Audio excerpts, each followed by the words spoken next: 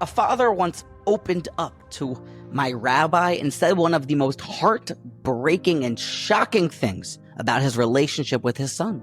The father told my rabbi that, Rabbi, I've really been successful in life. I've been so matzliach in my business, and I can unequivocally declare that I have never denied my child anything. I've never had to say no.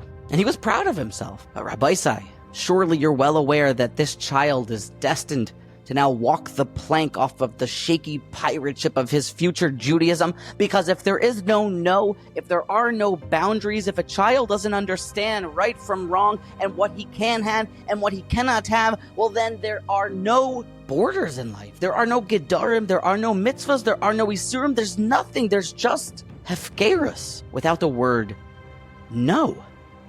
Rav Hirsch points to this concept when he shows us that surely you're aware that the sequence of the events in the Torah are not chronologically in order, but they're next to each other to teach lessons. And Rav Hirsch points to in the beginning of Parshas Kedoshim, right away it says, Kedoshim tiyu ki kadosh ani, separate from excessive indulgences and decadence of physical pleasures, experiences. And right away, ish imo v'aviv tira'u, should have moira, you should have awe, a bit of fear of your parents. Why are they next to each other?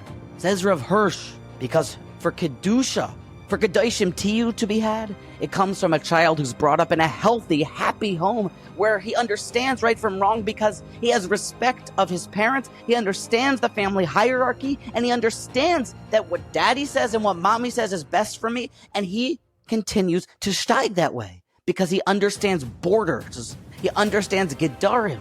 That's how Kedoshim tiyu is plausible from ish imo v'aviv tira'u. A beautiful shot in the juxtaposition of these words.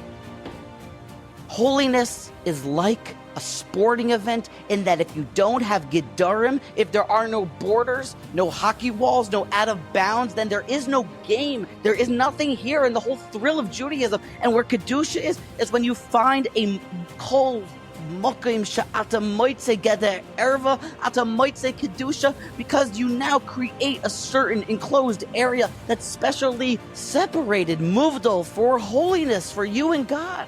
But that can only come from separation and boundaries and gedarim.